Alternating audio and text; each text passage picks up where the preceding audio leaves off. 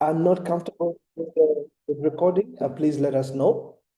And so I will go ahead and introduce our speaker for the day. Today's session is one of the sessions that we do here at Transformational Business Network. My name is Derek Weiswer, and I serve as the Chief Operations Officer at Transformational Business Network. So we have with us today in the room Mark Pedrick, and he's going to take us through how investors think, how they assess, and decide on which businesses to fund. Now, who is Mark? Mark currently is located in the UK. He's a British citizen. Previously, he's lived in South Africa, Johannesburg, 2013, 2016, and Singapore from 2016 to 2019. And Mark works at the Standard Chartered Bank in the financial crime compliance space, and he leads a global team across 7 different countries covering sanctions, anti-money laundering, fraud, and anti-bribery corruption. So that is his main job, making sure that he detects financial crime, whoever wants to defraud a person of their money, as long as they have an account with the Standard Chartered Bank. But in 2006, he made his first investment in Prime Homes. That was in South Africa. And in 2023, he co-founded Sotsumesho Fund. And he's also an investor and director at Loziba Wildlife Reserve in Zululand, South Africa, since September 2023. At the same time, he's a co-owner and a director of African Simplicity Dreams, a company that owns property in South Africa for holiday lettings. And he's a trustee on the board of the UK charity Helping Rhinos. So this is an all-rounder. The charity aims to protect the wildlife, preserve their habitat, and provide for people. So the mission of a Sosomesho Fund is it aims to invest into micro and small environmentally conscious sustainable businesses in developing countries across Africa and Asia with the goal of creating jobs through building businesses and enterprises, which in turn aims to grow local economies to support the progression of people's livelihoods away or out of poverty. And in 2024, how many of you have ever seen, if you're Ugandan and you've ever been to a supermarket and you've seen a pads that are called marker pads? Marker pads is a business that is run by one of a TBN entrepreneur. And in 2024, 2023, we were able to connect him to Sutsumesho Fund, and he got his first investment. Mark will be talking into that as well. So that is the introduction about our our speaker today. He wears many hats, and Mark, you're welcome. Yeah, Poet, thank you very much for having me, Derek, and all the team at TBN. And thanks everybody who's taken the time to join and submitted any of the questions in.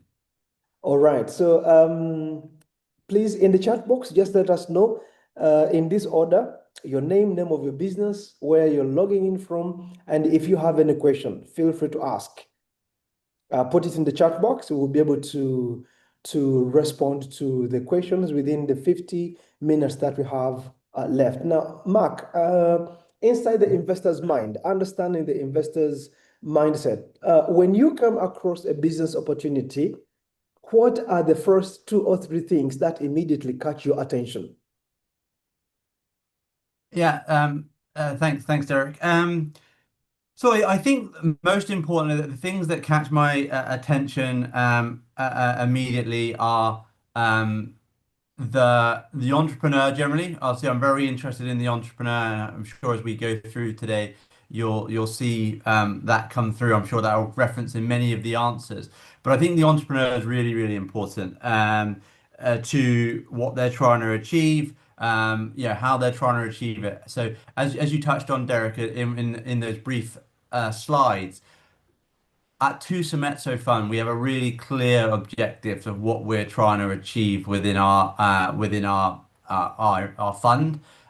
So it's really around the entrepreneur and ensuring that the business we're looking to invest in aligns with the goals that we're trying to achieve. And then I think also linked with the entrepreneur, just their enthusiasm the entrepreneur has, right? So obviously, all investments are about looking to try and obviously get our money back and do some good. But I think the main two things for me would be around the entrepreneur themselves and whether it aligns to our business and whether I think it can with it, I think it can be a successful and sustainable business. All right, thank you. So, entrepreneurs often spend a lot of time perfecting their pitch decks. From your perspective, how much weight does the deck actually carry compared to the founder and the business itself? Yeah, it's very easy to spend a lot of time on your decks, right? It's a very easy thing to do. So I think my answer would be some, like it does have some impact, but it's like the describe it as the front of a shop, right? So yes, it's really important to bring people in and attract people, investors to your business. Um, and it's important that you put care and attention into your pitch deck. However, once you having a conversation or once you've got past that initial what the deck's there to do, it holds very little weight. So it's really about just the hook to get investors interested in the first place. But ultimately, it's not the be all and end all, right? So for me, the investors and the business are way more important than the pitch deck, right? I think I've definitely seen some really impressive pitch decks at the time, and then as soon as you start asking some questions beyond the pitch deck, it all falls apart pretty quickly, right? So the pitch deck definitely is a hook to bring people in, but again, I think if you aren't brilliant at building decks or you're I wouldn't worry about that necessarily. What I do think it's really important is your pitch deck is clear. It has it has accurate information in there, and it's tidy, right? So no sort of basic mistakes which look like it's not been had the proper care and attention, or thought or effort given to it. But I wouldn't worry about if the underlying business or information isn't there or isn't sustainable. It doesn't matter how good your pitch deck is, but you won't get any investment. So it's really just a hook. Oh, wow. I know we'll come back to the founder and to finer details about that. But at a high level, what separates businesses that attract investor interest from those that struggle to get traction with investors? Is it the pitch deck? Is it how they pitch? Is it what they don't put in the pitch deck or what they put in the pitch deck? Yeah, so I don't. I think it's partially the pitch deck, but you say your pitch deck is just to get their investor into a conversation with you, right? And to Right. start those sorts of conversations. So I think what I look for over and above or what I look for when when I go for an investment is would be the vision, right? So I want to see really clearly what the vision of the business is. So what is the business looking to achieve? How is it going to go about doing it? And I'm expecting like the more clarity, I say not necessarily in the pitch deck because you don't want your pitch deck to be too word heavy and too detailed. But obviously, as you start the conversations with the founders and the entrepreneur, you want to make sure they have very clear vision and they have clarity about their business model, how they're going to take it forward, and even some of the risks and challenges they're facing today, and their ideas on how to take it forward. And then, as I say, always the entrepreneur, right? As there's so many. The entrepreneurs are what make these businesses what they are, and you can have a brilliant business with a poor founder and entrepreneur and it won't go anywhere. And sometimes you can get businesses which are dragged purely by their entrepreneurs who take them over and above where the normal business would get to. So I think vision, clarity, and the entrepreneurs would be the three things I would really touch on if from my perspective. Thank you. I know we'll get back to the founder, but when it's still hot, you talked about vision and clarity. Is profitability an issue? And if it is, what indicators tell you that a company has real potential to scale? Yeah, so this is always a tough question, right? In terms of what the future holds in terms of those items. So if we're looking at the profitability and what the company has there to scale, right? So again, I would look into the a lot into the product and service, right? So what is the product and service that the founder or entrepreneur is looking to launch?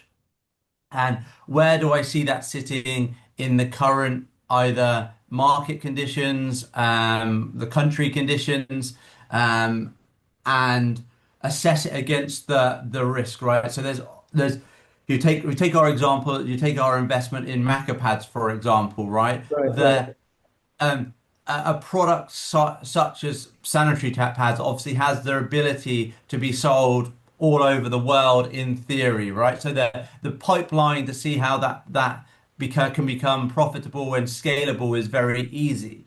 However, some other businesses are much more nuanced. So again, it's really important that the founders work on, if it's more nuanced, showing how they're going to get there to profitability and how their profit margins stack up to allow them to turn the business into a profitable enterprise. But I think it's a very difficult one to set out exactly how scalable some of these businesses are. But again, I think it's really important as you have your pitch deck and when you're talking to your investors that you can demonstrate the plan of how you think you're going to get to your target numbers. Now, everybody knows it probably won't go exactly as you planned. Always, is always the case in business, right? You're more aiming for a North Star. Your project plan and implementation plan and business plan don't always go exactly how you see them. But I think it's trying to demonstrate across to their investor that you have thought about how you're going to make it profitable and put in there some very clear,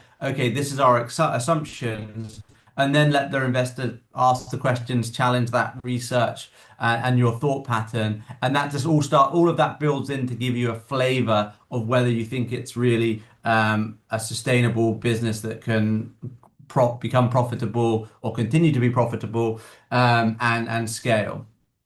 Thank you. Is risk an issue to you as an investor, beyond profitability, beyond vision and mission and all that? And how do you evaluate that?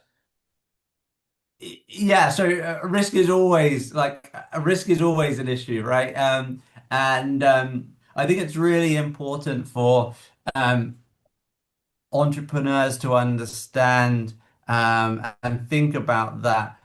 Risk is very for a very perspective, right? In terms of the different people will have very different views on what the risk is and how it is, right? Again, to give you some live examples of this, when we were down at the game reserve down in South Africa in Zululand called Laziba, we were discussing as the board whether we bought another farm. I was against the idea. I didn't fit the vision I thought we had at that time, and I didn't think it worked.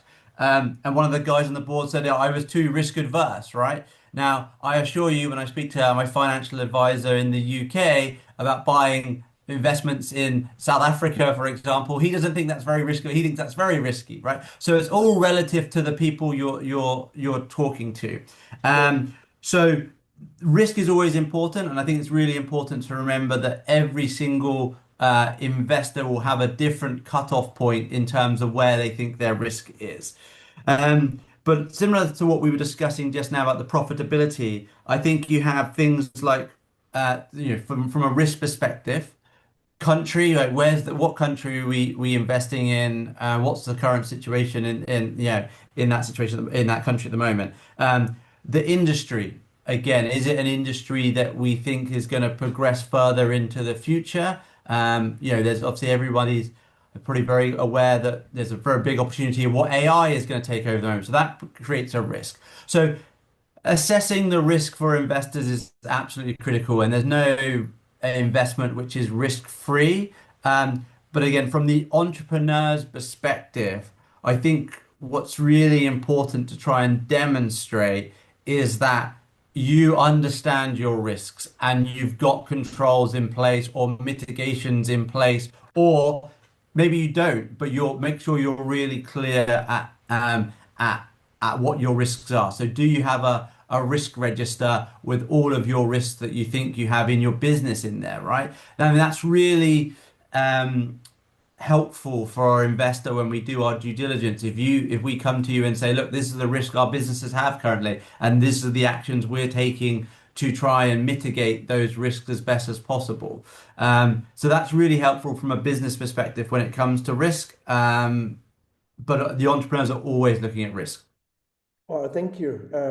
Can a founder be a risk themselves to their business? And I know you had earlier talked about it, and I alluded that I'll come back to it. But when assessing a founder, what qualities or signals make you confident that this is someone worth backing long term?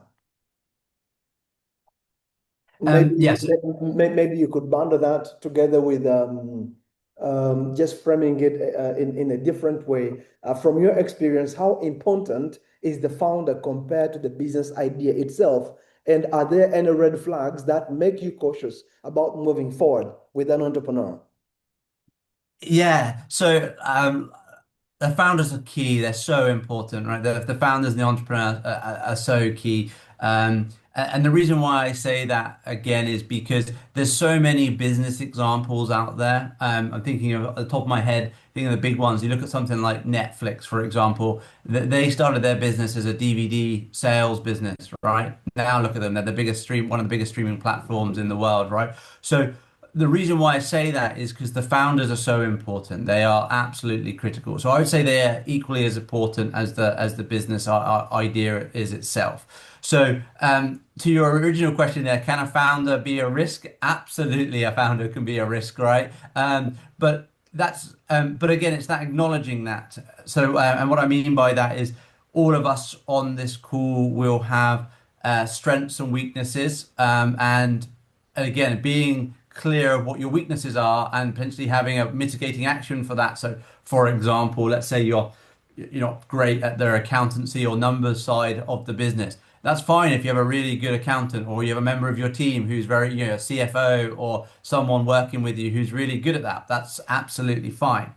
So to the broader point about the founders, yeah, absolutely critical. They are obviously the heartbeat of the business, and they will the ones that will get it through any challenges that come along the way. In terms of the red flags, in terms of that, um, from my perspective, is always very much about if I get the feeling someone's not being transparent with me about their business. So for example, if we're asking questions or going through any sort of due diligence stage, I Right. would be much more comfortable if an entrepreneur said to me, "Oh, I don't have that answer in front of me. Let me come back to you tomorrow or the next day," than try and make up the answer on the spot because they want to think that they need to have it all in front of them. If I get the feeling they're not being transparent with me, that's a massive red flag for me because as we touched on right at the beginning of the call, I'm based in the UK. So if we're investing in a company, whether it's Uganda, Kenya, Zambia, South Africa, I can't just pop down tomorrow and see how things are going and check things are going on the ground, right? So I need to have a really good relationship and be very clear and have the faith that the founder will come and speak to me if even if things get difficult, right? Which they're going to do. People are going to go through difficult stages in their businesses. It always happens. But obviously, I want to be really confident and comfortable that that founder will be very clear with me.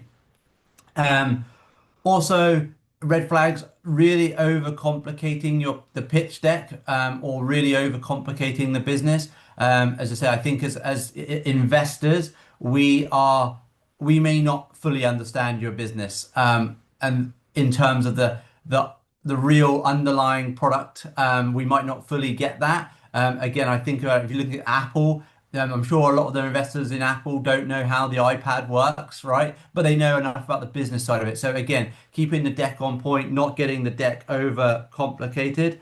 And then I think the other thing is how easy is it for us as investors to do due diligence? So I think there's a real risk that you might lose investors by Right. just not having making it very difficult to do our due diligence, right? So every investor, and this comes back to the risk point you were talking about, Derek, is going to want to do some level of due diligence, right? They want to understand your plan, they want to understand your team, they want to understand your accounts, they want to understand your risks, right? All of those types of items as we go through the due diligence phases. Now, if it's really difficult and painful to do that due diligence, or it's a long time coming, we ask him for numbers, for example, or plans, and it's like, yep, that will come tomorrow.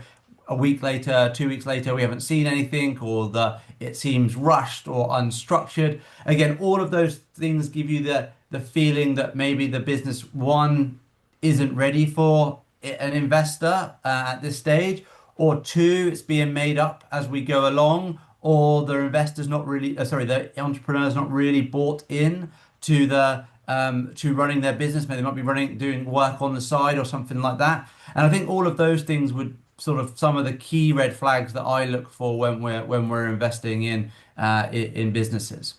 Well, thank you. Recently, we're in one country, and we're told of a story of a certain business that valued their business at worth 50 million US dollars. And and this is a problem many founders often get. Many founders struggle with valuation of their businesses, and for right or good reasons. I would like you to speak into that. So, what factors do you consider when deciding how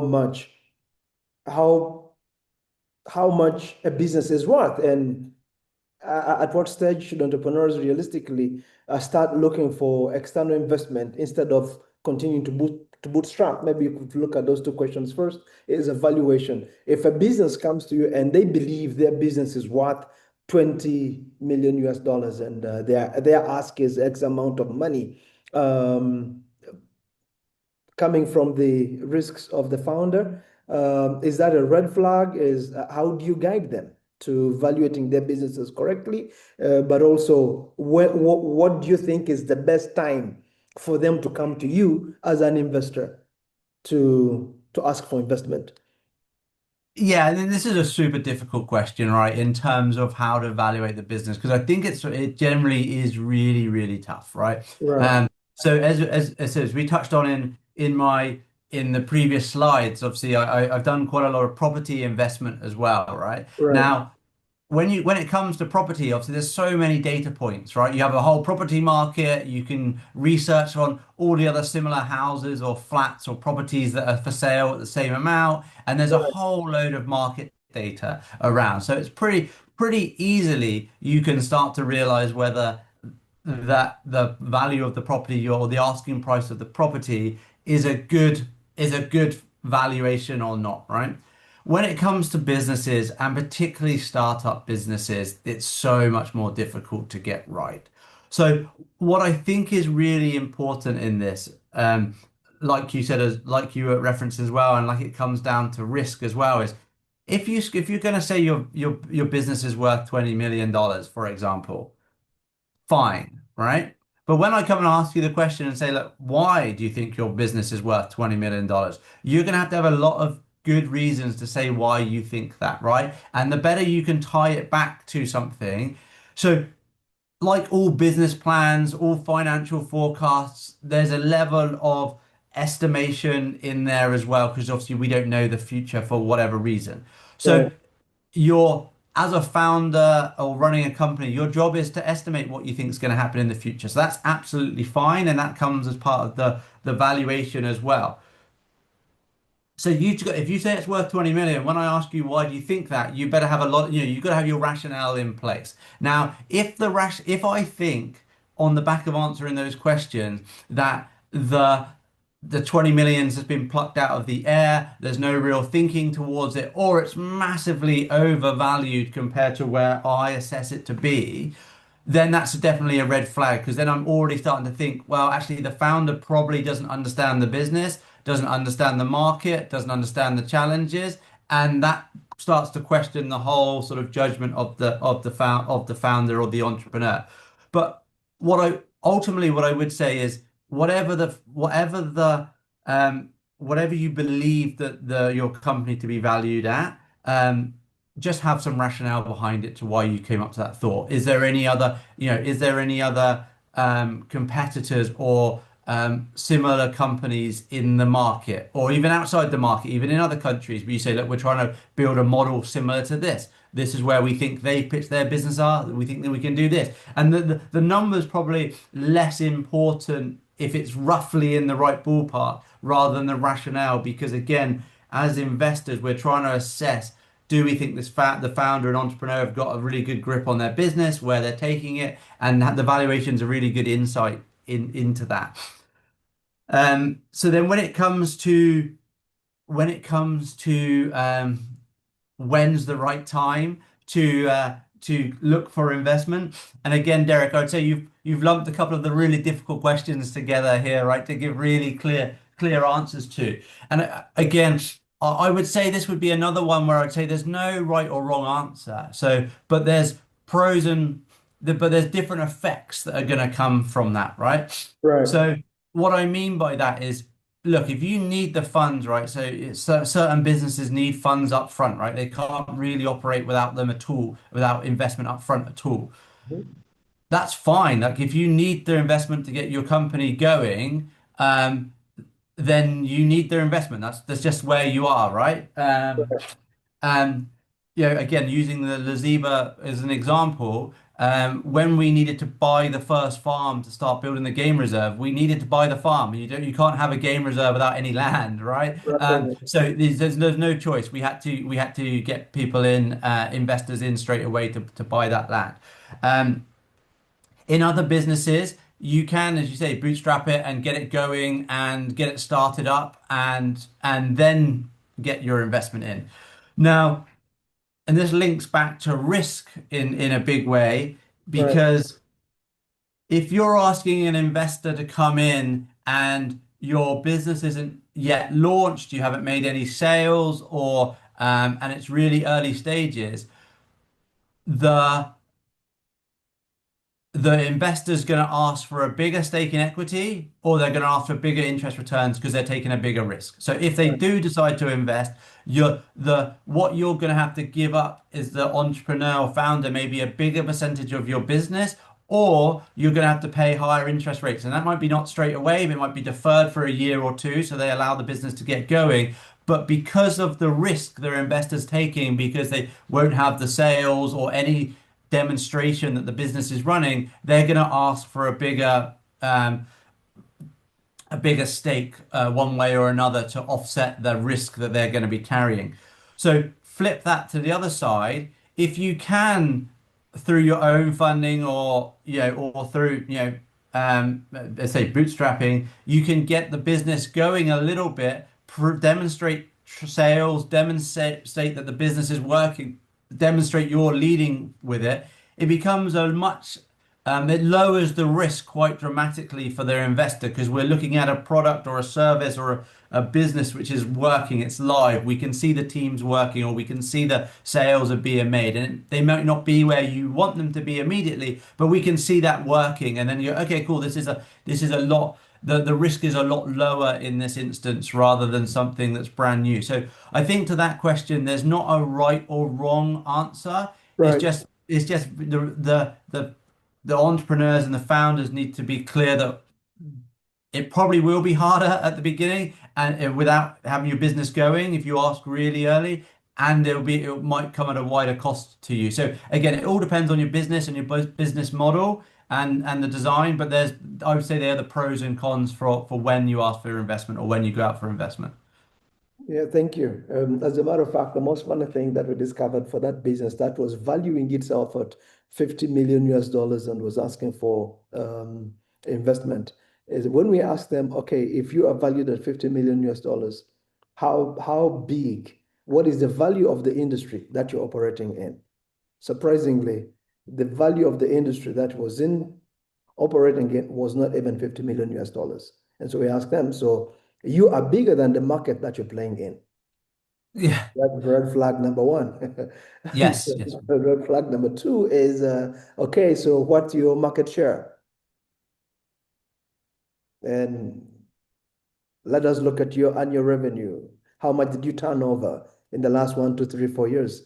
Let us look at your total assets. Let us look at your liabilities. When you put all this together, does it come to 50 million US dollars? So anyway, we've looked at that and all that, and I'd like us to land this plane so that we open the up and look at questions from the charts and some give an opportunity to some people to ask questions that feel like if their questions have not been addressed in what I've been asking. But I would like to quickly and briefly look at common mistakes entrepreneurs make. I know you have alluded to quite a number of them, but what are some of the common mistakes you see entrepreneurs make when trying to raise capital? And what is something entrepreneurs often focus on that investors actually care less about? You care less about it, but an entrepreneur fusses about it and they give a lot of information, a lot of time, and it's not what you would consider.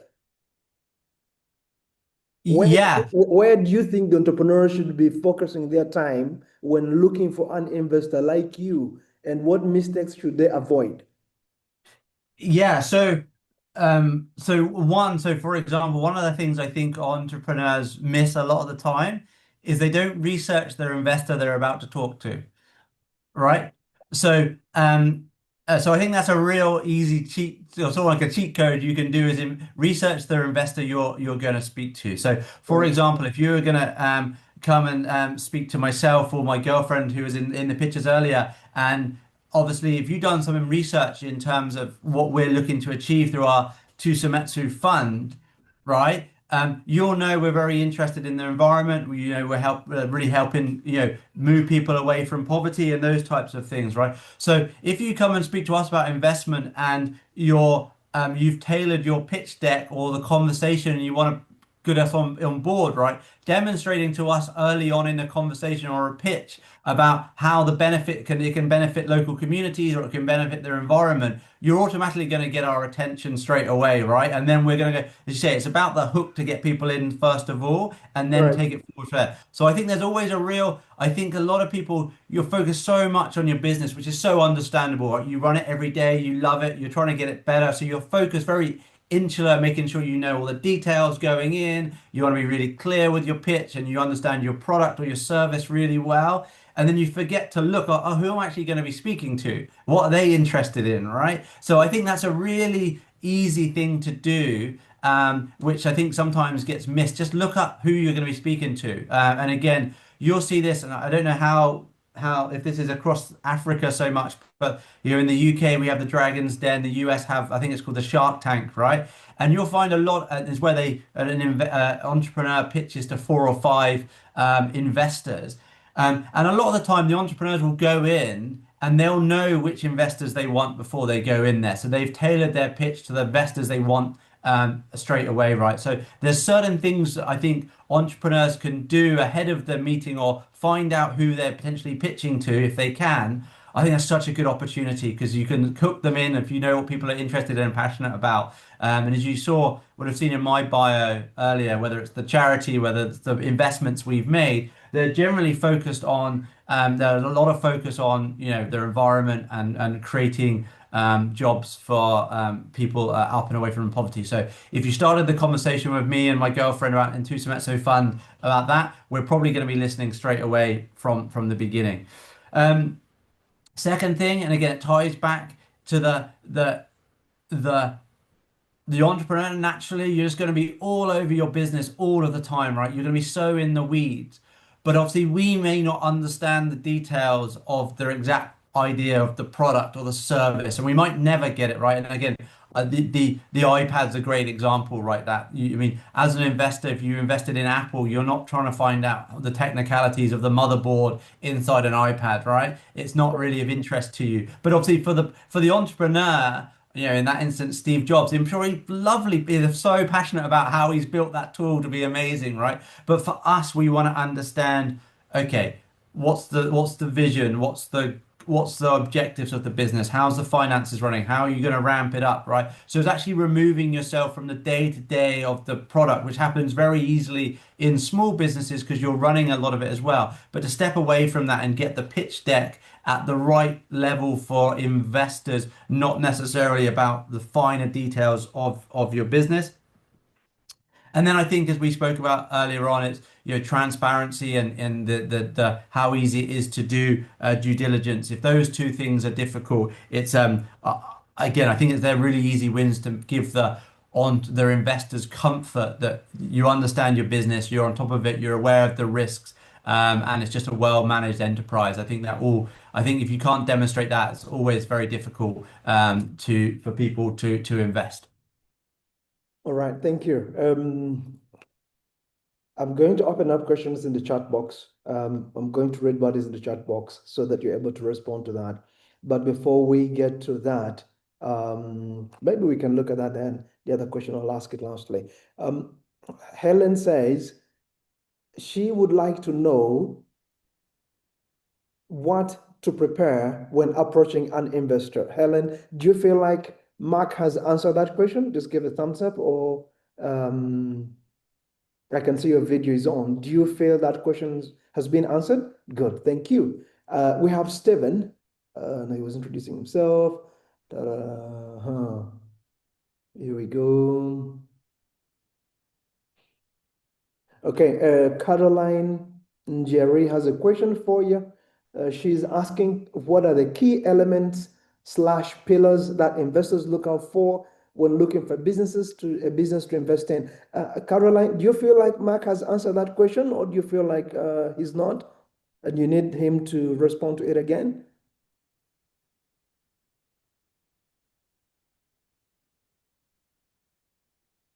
Because I feel like you hit on some elements and pillars to that.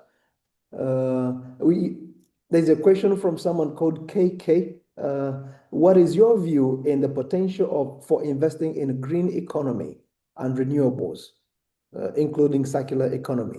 Maybe you can respond to that. Yeah, it's obviously a very hot topic at the moment, right? With obviously the president of the US has obviously very strong views on this at the moment. I would say my views are different to that, right? So I think it's actually I think it's absolutely critical, right? I think the green economy is the way to go. Is renewables, right? I mean, you obviously there's short-term goals for not doing it, but we're definitely really passionate about a green economy and renewables. And I think it's absolutely critical. So it's definitely an area that really excites me. I think it's definitely an area Africa has a huge opportunity to be massive in, right? In terms of there's so many natural resources there in Africa in terms of if the potentials of solar in particular, but many others. Yeah, so I'm very excited about it. I think it is, in my view, I think it is the way forward. Everything else is really short term, and it can give countries energy stability, right? Which we don't have currently, right? So I'm very excited about it. I think it is the way forward. On my home here in the UK, I've got solar panels. I'm sure the solar panels will be much more effective in Africa than they are in a cloudy in UK. But yeah, we've got solar panels. We've got a battery at our house as well. Yeah, I'm very big on it. Yeah, so I think it's massive, and I think it's a great way for say countries to give them a lot of stability in their economies as well. So yeah, huge. Well, thank you. A question from John Paul Odongo. He says he has two questions. One, from an investor's perspective, what makes a primary healthcare business like an integrated clinic and community pharmacy attractive for funding, especially in terms of revenue streams and scalability in low resource settings? That's question one. Question two is, in your experience, what key metrics or proof points would you need to see before investing in an integrated primary healthcare and pharmacy model in Africa?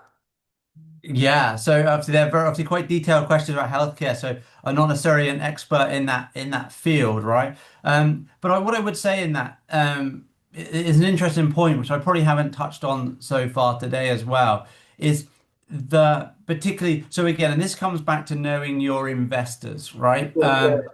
So if you look at, as you say, if you look at the goals that we're trying to achieve at to Sumetsu Fund, that's a great example, that first question, where I personally would be willing to take a bigger risk on something that benefits people a lot.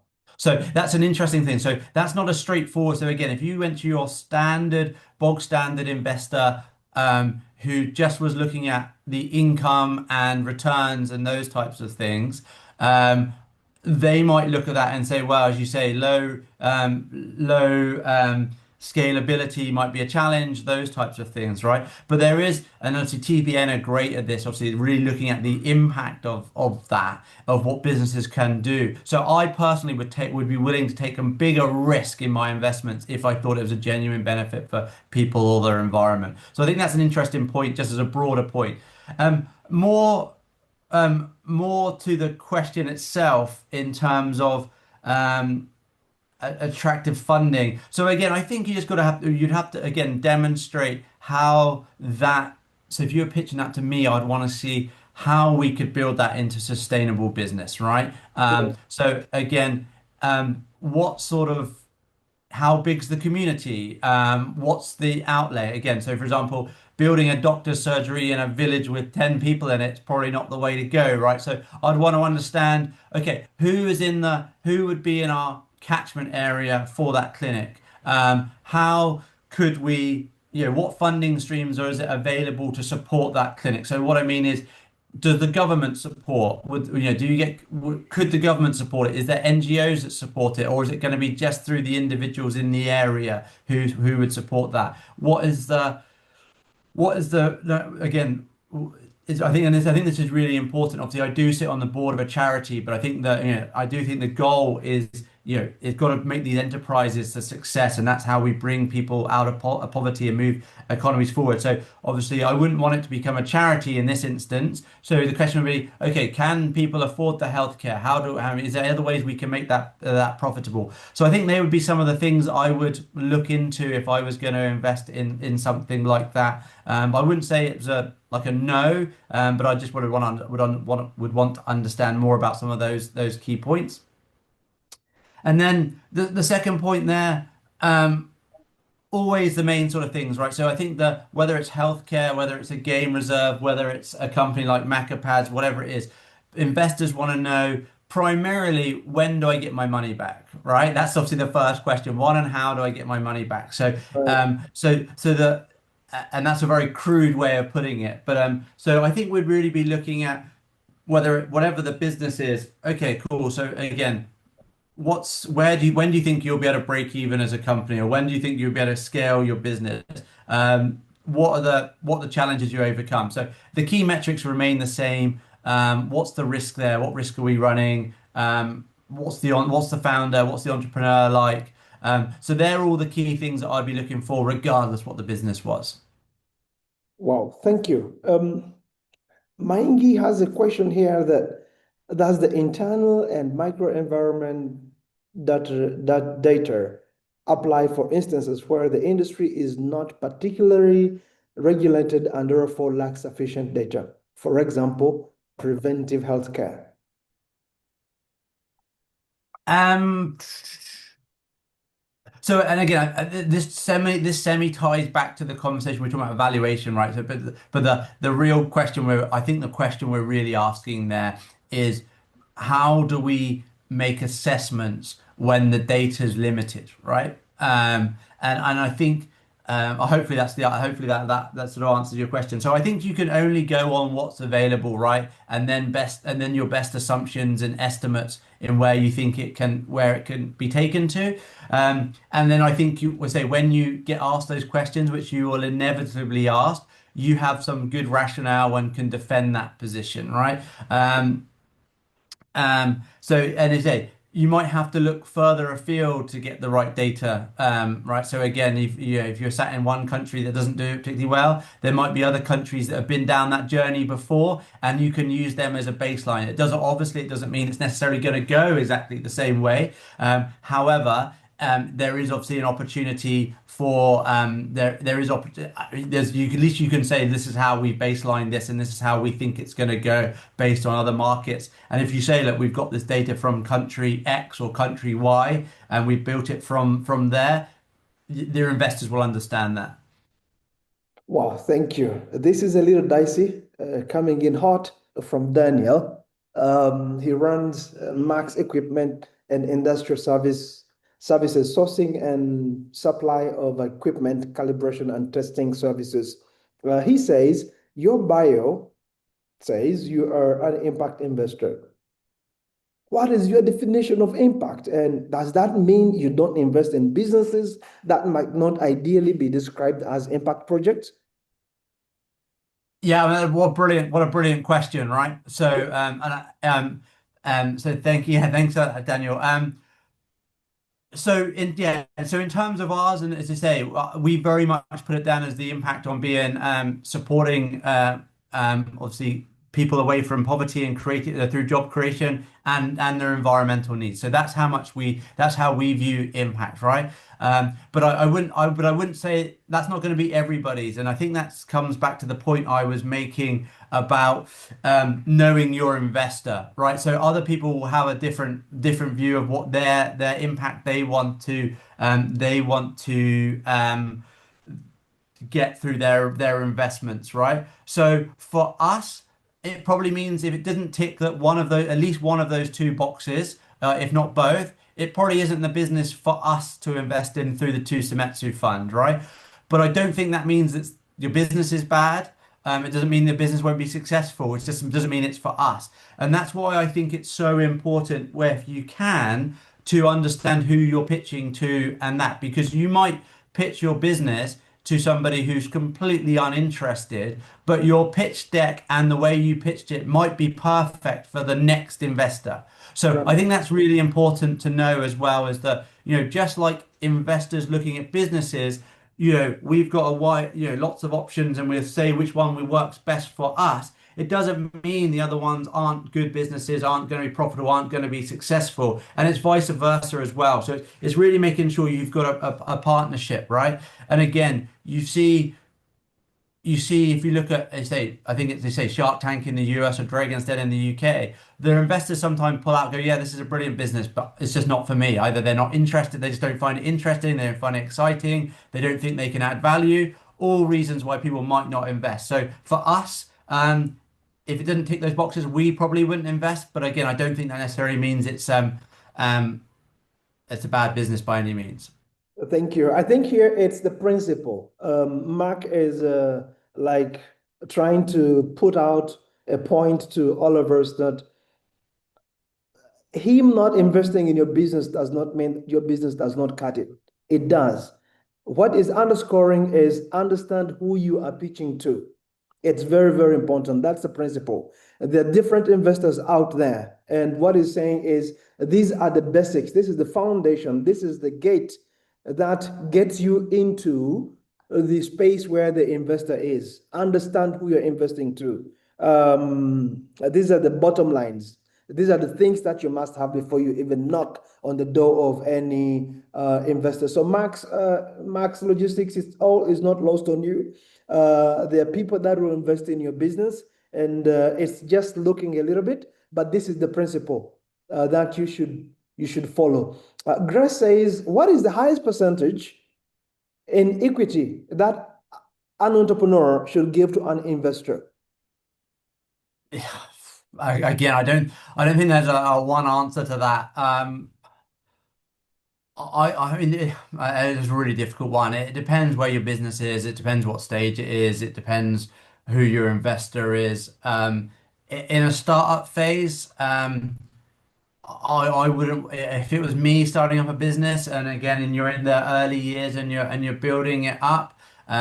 I wouldn't want to give away control at that stage, right? So I probably wouldn't give away any more than percent to make sure you have you maintain control. But again, sometimes if you're established business and you're selling out, and you've set your business up and it's all going well, and you might want to pass away control and go and sit on the beach and retire. Maybe you could sell a bigger percentage and keep your cut, as well as having a nice hefty payout to go and relax or start other businesses or whatever ever you choose to do. So initially, I would say if it's startup phase and you're very confident in your ability to take it forward and you truly believe there's exponential growth there, well and above all of the hard work you put in, I wouldn't give away anymore. I wouldn't give away control. That's my perspective. Right. So what Mark is saying that you give out equity depending on the need.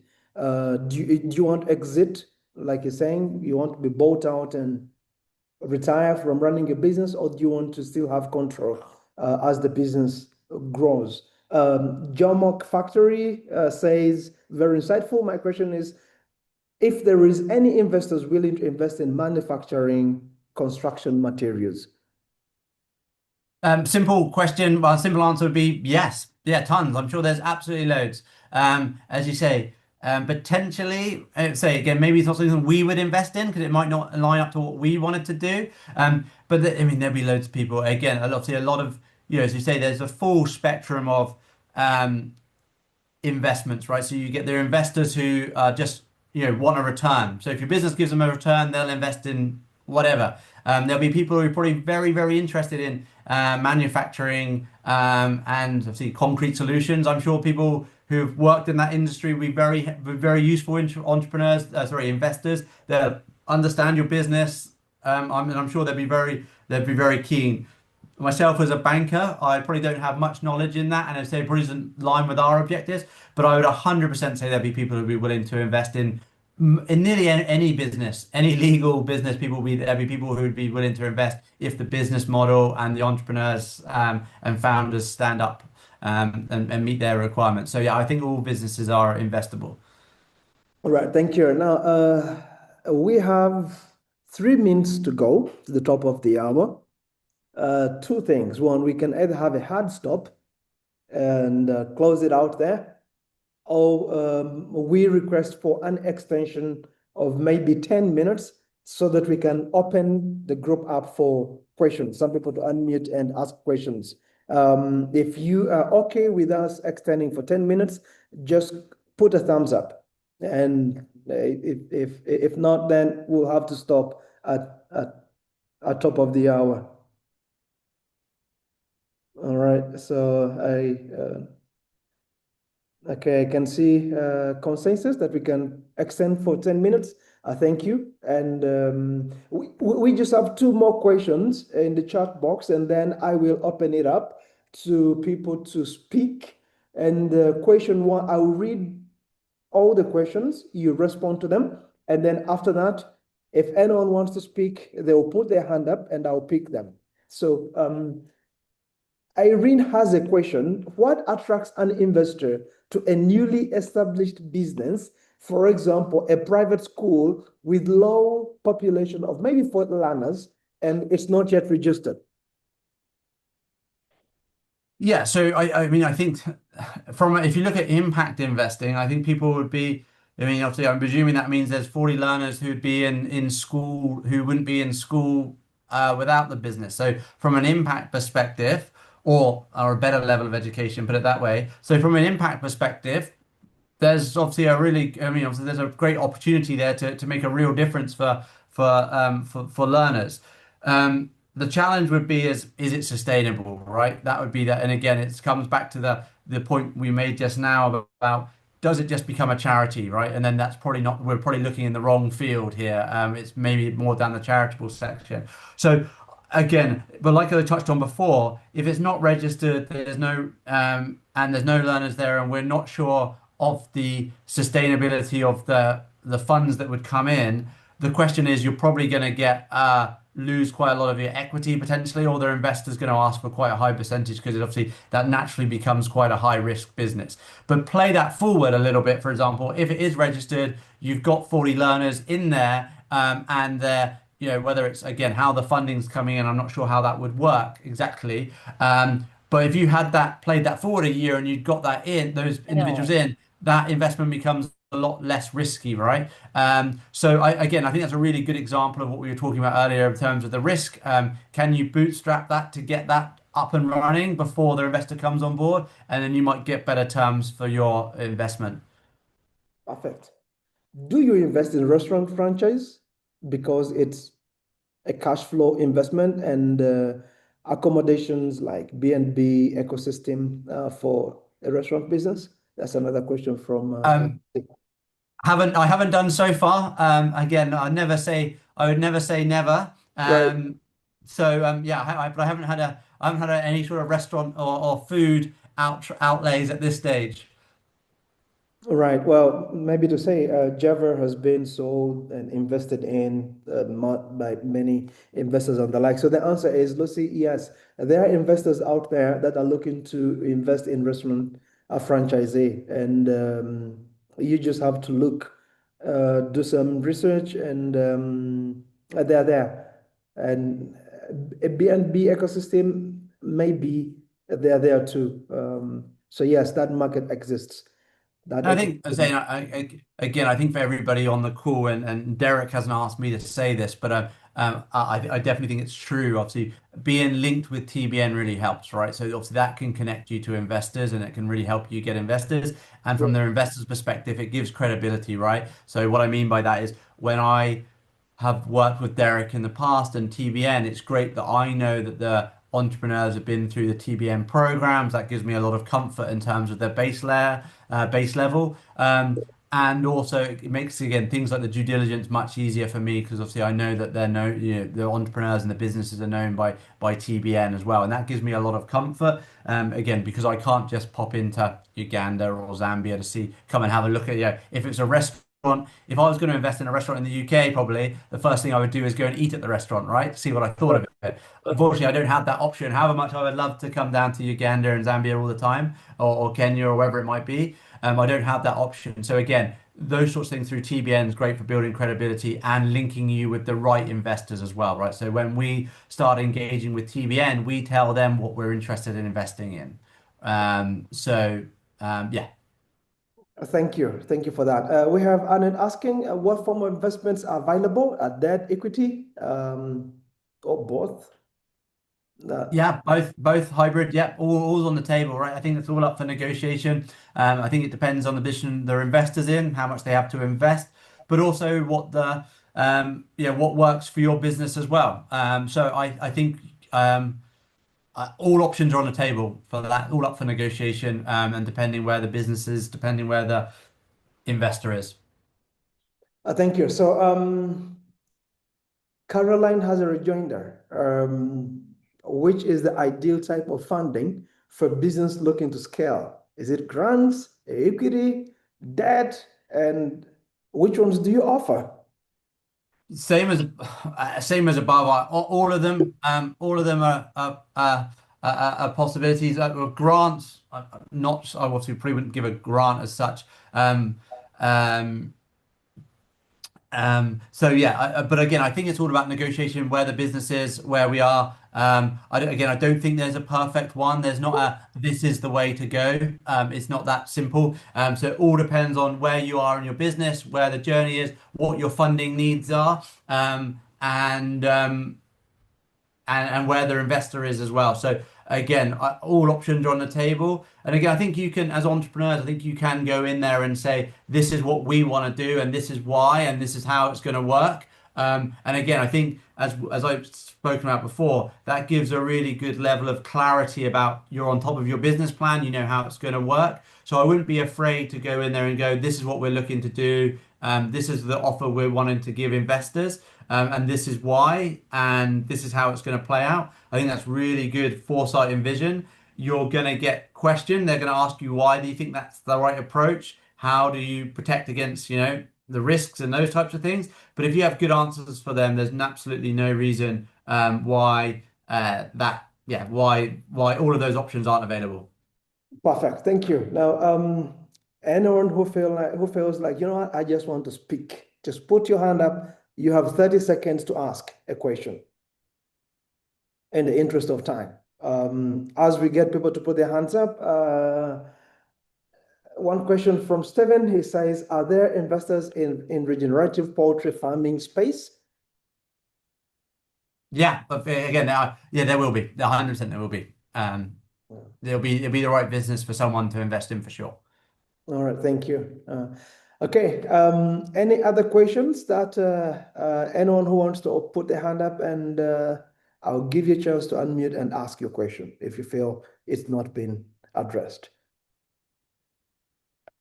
Have your expectations been met? We hope so. Okay, looks like no one wants to ask. Looks like you have done a very good job. Oh, we have Caroline. Third question there.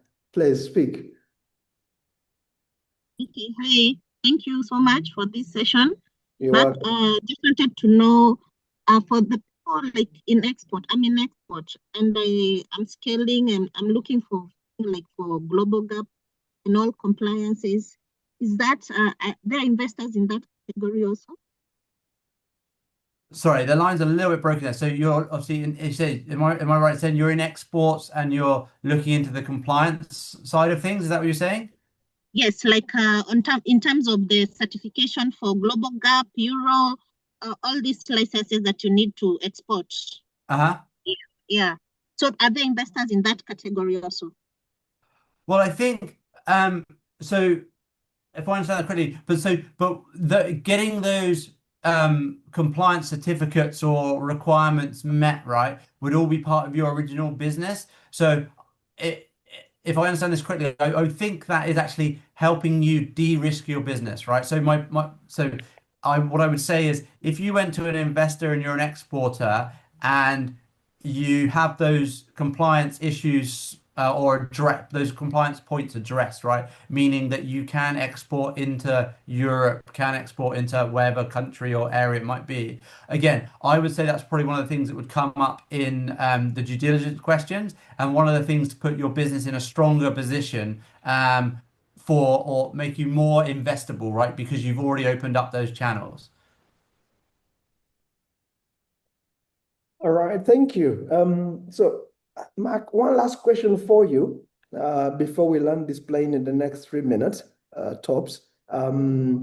Looking at the founders you have invested in who went on to succeed, what is one quality or decision that they consistently had in common? Uh, Very simply, passion for their business and problem solving. So Right.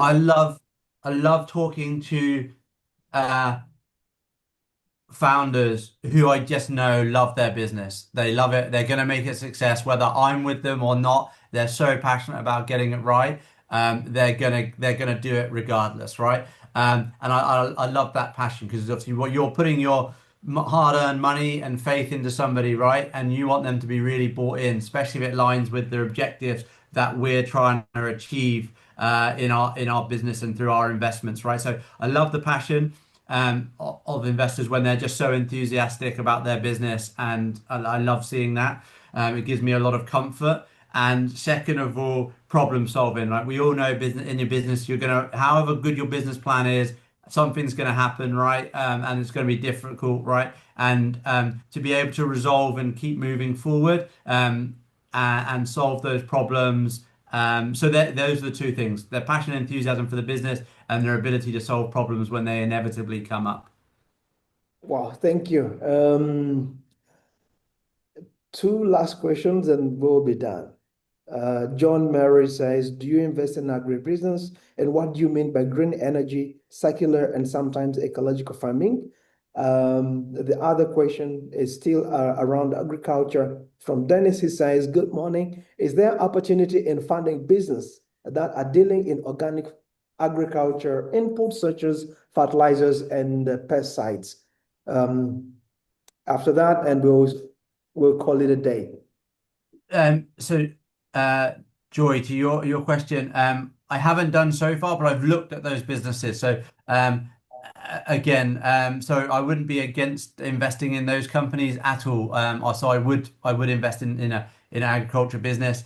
And what do I mean by green energy? Obviously, in particular, I was referring to things like solar and hydro and wind turbines and those types of things. But yeah, ultimately, yes, obviously, all areas I would look at in terms of potential investments, and is there opportunity of funding businesses that deal in organic agriculture, such as a second, absolutely as well. Yeah, definitely, absolutely.